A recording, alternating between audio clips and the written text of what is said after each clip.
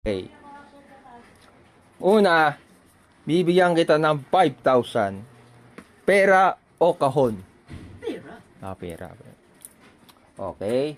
Bibigyan uli kita ng 5,000 uli. Pera o kahon? Siyempre pera. Pera pa rin. Bibigyan kita ng 20,000. Pera o kahon? Pera talaga. 20. Bibigyan kita ng 5,000 uli. Pera o kahon? Pera talaga. Pera talaga. Bibigyan uli kita ng 5,000 uli. Pera o kahon? Pera. Pera. Bibigyan uli kita ng 5,000 uli. Pera o kahon? Pera, siyempre.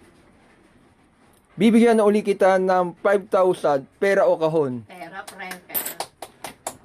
Huling ano na to? Pipili ka sa dalawa. Bibigyan kita ng 5,000. Pipili ka sa dalawa. Sa'yo to yung pera lahat. Alin sa dalawa?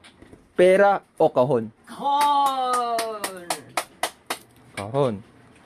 Okay. Dahil pinili po ng nanay ko ang kahon, ay dukutin mo na po ang kahon. Ang laman Ang laman ng kahon. ng kahon. Chan, chararan! Ayan, bago mo cellphone. Yay! May cellphone na ako! Ay, salamat! Mabuti! Kahon ang kinuha ko. Thank you sa mabait kong anak. May cellphone na ako. May cellphone na akong bago. Binili ako ng anak ko cellphone. Mabuti na lang. Pinili ko yung kahon. Buksan mo ako. Tignan mo kung ano ang itsura ng kahon ng cellphone mo. Talaga? Uy, salamat. Paano ko ba ito mabuksan? Hatakin mo lang yung cellphone. Hatakin ko yung cellphone? Oo. Uy, paano yan? Ay, nakabahit lang mga anak ko. Hatakin mo yung cellphone. Salamat. Nagkaroon ako ng bagong cellphone.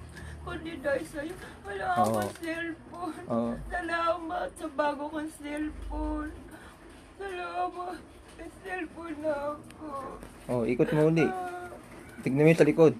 Sa likod? Social ka pa. Hindi, tapat mo dito. Ayan.